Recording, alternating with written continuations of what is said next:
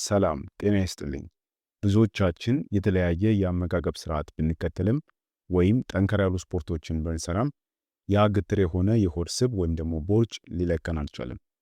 በእርግጥም የሆድ አካባቢ ስብ ከሰውነታችን ክፍሎች ለመቀነስ በጣም አስቸጋሪውና ትዕግስት የሚፈትነው ክፍል ነው።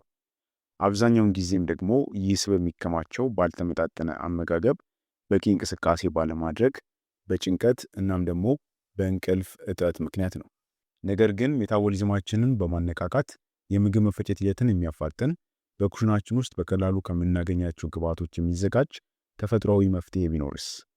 በዛሬው ቪዲዮአችን የሆድ ስብን ለማቃጠል የሚረዳ ድንቅ ተፈጥሯዊ መጠጥ አዘገጃጀቱን፣ ጥቅሙን እናም ደግሞ እንዴት መጠቀም እንዳለብንም በዝርዝር እንመለከታለን።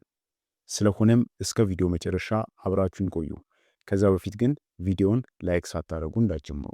በቅድሚያ የሆድ ስብ ለምን ይፈጠራል የሚለውን እንይ። ወደ መጠጡ አዘገጃጀት ከመሄዳችን በፊት መጀመሪያ ስቡ ለምን እንደሚፈጠር ማወቁ መፍትሄው ዘላቂ ያደርገዋል።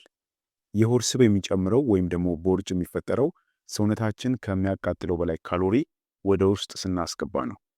በተለይ በስኳር የበለጸጉ ምግቦች፣ የተቀነባበሩ ካርቦሃይድሬቶች ለምሳሌ እንደ ነጭ ዳቦ ያሉ ምግቦች እናም ደግሞ ጤናማ ያልሆኑ ቅባቶች ለዚህ ዋነኛ መንስኤ ናቸው።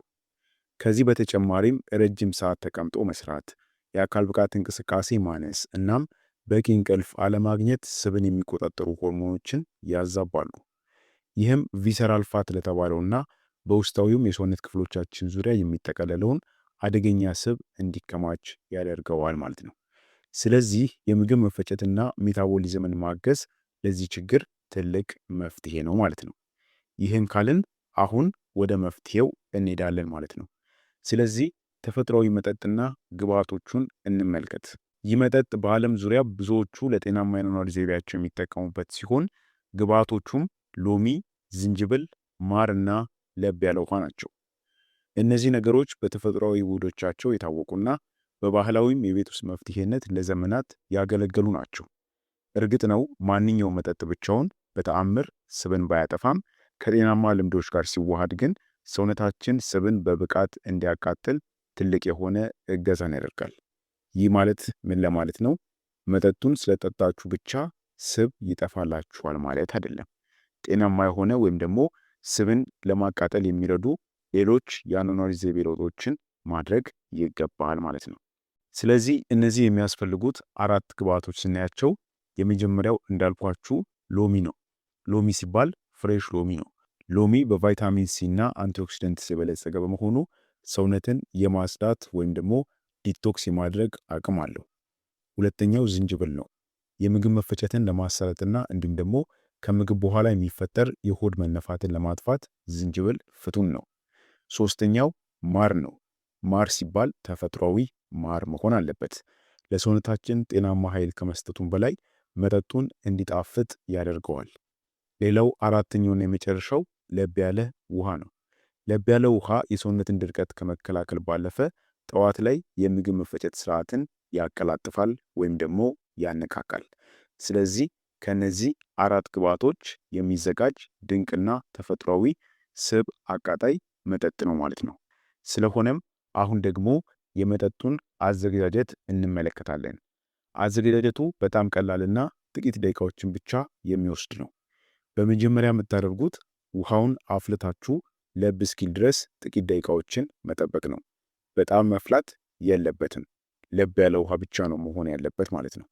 ከዛ በኋላ ለብ ካለው ውሃ 1 ብርጭቆ ትቀዳላችሁ። እኛ የምንፈልገው 1 ብርጭቆ ስለሆነ 1 ብርጭቆ ለብ ያለ ውሃ ትቀዳላችሁ ማለት ነው። ከዛ በኋላ ግማሽ ሎሚ ውሃ ውስጥ ትጨምቁበታላችሁ።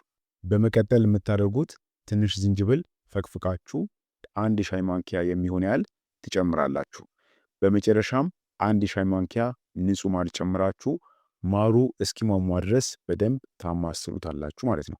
ከዚህ በኋላ መጠጡ ዝግጁ ሆኗል ማለት ነው። ይህ መጠጥ ታዲያ ለሰውነታችን እንዴት ይጠቅማል ስንል እያንዳንዱ ግብዓት ለሰውነታችን የራሱ የሆነ ድርሻ አለው። ሎሚ በሽታ የመከላከል አቅማችንን ሲያጠነክር፣ ዝንጅብል ደግሞ ከምግብ በኋላ የሚሰማንን ምቾት ማጣትና የሆድ መወጠርን ወይም ደግሞ መነፋትን ያስታግሳል። ማር የተፈጥሮ ጸጋዎችን የያዘ የኃይል ምንጭ ሲሆን ለብ ያለ ውሃ ደግሞ ሜታቦሊዝማችንን በማፋጠን ስብ እንዲቃጠል መንገድ ይከፍታል ማለት ነው። ታዲያ እነዚህ ግብዓቶችን አጣምሮ መጠጣት የምግብ መፈጨትን በማስተካከል ጤናማ የሆነ ክብደት እንዲኖረን ከፍተኛ እገዛ ያደርጋል ማለት ነው። ስለዚህ አሁን መጠጡን አዘጋጅተናል፣ የመጠጡንም ጥቅም አውቀናል። ስለሆነም አሁን ደግሞ መጠጡን እንዴት መጠቀም አለብን የሚለውን ደግሞ ማወቅ ይኖርብናል። ይህንን መጠጥ መቼ ብንጠጣው ይበልጥ ይጠቅመናል ለሚለው ጥያቄ ብዙዎቹ ጠዋት በባዶ ሆዳቸው መጠጣትን ይመርጣሉ። በዚህ ሰዓት መጠጣታችን ከሌሊቱ እንቅልፍ በኋላ ሰውነታችን እንዲነቃቃ፣ የሰውነትም የፈሳሽ መጠን እንዲስተካከልና የምግብ መፈጨት ሂደታችንም እንዲቀሰቀስ ይረዳል። ሌላው አማራጭ ደግሞ ቁርስ ከመብላታችን ከ20 እስከ 30 ደቂቃ በፊት መጠጣት ነው። አንዳንዶቹ ደግሞ እንደ ዕለታዊ ልምድ ስፖርት ከመስራታቸው በፊትም ይጠጡታል። ነገር ግን አንድ ትልቅ እውነት መዘንጋት የለብንም። ክብደትን ለመቀነስም ሆነ ጤናን ለመጠበቅ ከማንኛውም ነጠላ መጠጥ ይልቅ ነገሮችን ሳታቋርጡ በቋሚነት ማድረግና አጠቃላይም ጤናማ የሆነ የአኗኗር ዘይቤ መከተል እጅግ የላቀ ሚና ይኖረዋል። ስለዚህ ቅድም እንዳልኳችሁ በዚህ መጠጥ ብቻ ቦርጭን ሙሉ ለሙሉ ታጠፋላችሁ ማለት አይደለም። ይህንን መጠጥ እየጠጣችሁ አመጋገባችሁ ማስተካከል አለባችሁ፣ እንቅስቃሴ ማድረግ አለባችሁ ማለት ነው። ይህንን ስታደርጉ ስብ የመቃጠል ሂደቱን የተፋጠነ ያደርገዋል ማለት ነው። ስለዚህ ይህ ነጠላ መጠጥ ብቻ ስብን ያጠፋል ማለት እንዳልሆነ መረዳት ያስፈልጋል። ስለዚህ የሆድ ስብን ለመቀነስ የሚረዱ ጤናማ ልምዶች ምንድናቸው የሚለውን ማወቅ አለባችሁ፣ ከዚህ መጠጥ ጋር በተያያዘ ማለት ነው። የሆድ ስብን በዘላቂነት ለመቀነስ ተፈጥሯዊ መፍትሄዎችን ከጤናማ የዕለት ተዕለት ልምዶች ጋር ማጣመር የግድ ይለናል። አንደኛውና ትልቁ ነገር የመጀመሪያው ማለት ነው አመጋገብ ነው። አመጋገብ ሲባል በፋይበርና በንጥረ ነገር የበለጸጉ እንደ አትክልት፣ ፍራፍሬና ያልተቀነባበሩ ምግቦች፣ ይህ ማለት ሆል ፉድስ የምንላቸው ያልተፈተጉ እህሎችን መመገብ ይኖርብናል ማለት ነው። ከአመጋገብ እነዚህን መመገብ አለብን። በሁለተኛ ትልቁ ነገር ደግሞ እንቅስቃሴ ነው። እንደ ፈጣን እርምጃ፣ ሩጫ ወይም ደግሞ የጥንካሬ ልምዶችን አዘውትሮ መስራት ካሎሪን ለማቃጠልና ጡንቻንም ለመገንባት ይረዳል። በሶስተኛ ደግሞ ፈሳሽን መውሰድ ነው። ቀኑን ሙሉ በቂ ውሃ መጠጣት ለምግብ መፈጨትና ለሰውነትን መነቃቃት ወሳኝ ነው። ሌላው ማድረግ ያለብን በአራተኛ እረፍት ማድረግ ነው። በቂ እንቅልፍ መተኛትና ጭንቀትንም ወይም ደግሞ ውጥረትን መቀነስ ስብን የሚቆጣጠሩ ሆርሞኖችን እንዲስተካከሉ ያደርጋል ማለት ነው። ስለዚህ አሁን ከነገርኳችሁ ከምትጠጡት መጠጥ ጎን ለጎን እነዚህን አራቱን የአኗኗር ዘይቤ ለውጦችን ማድረግ አለባችሁ። ይህንን የምታደርጉ ከሆነ በአጭር ጊዜ ውስጥ ስብን ወይም ደግሞ የሆድ ቦርጭን ማጥፋት ትችላላችሁ ማለት ነው። ከዚህ ጋር በተያያዘ ደግሞ አንዳንድ ጥንቃቄዎች አሉ። ማለትም ይህንን መጠጥ ስትጠቀሙ ጥንቃቄ ማድረግ የሚገባችሁ ሰዎች አላችሁ። ይህ መጠጥ ተፈጥሯዊ የሆኑ ግብዓቶችን የያዘ ቢሆንም በመጠኑ መጠቀም ግን ተገቢ እንደሆነ መዘንጋት የለባችሁም። ግብዓቶቹ አለርጂ ለሚያስነሳባችሁ ሰዎችም ከመጠቀም መቆጠብ አለባችሁ።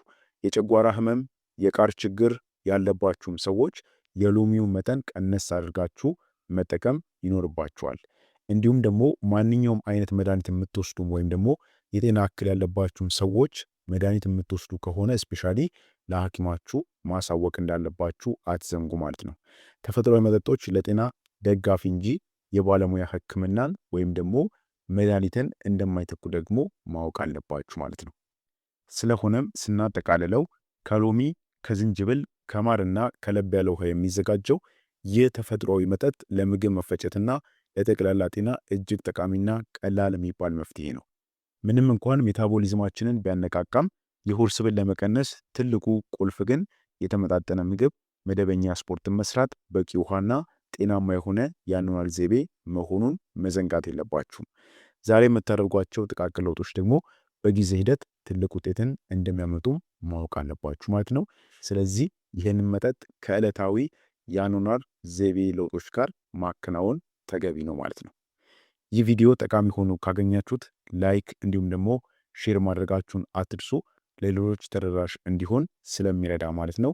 ለዛሬ በዚህ አበቃው። በቀጣይ በሌላ አስተማሪ የጤና ትምህርት የምንገናኝ ይሆናል። እስከዛው በጤና ቆዩልኝ። ቻው።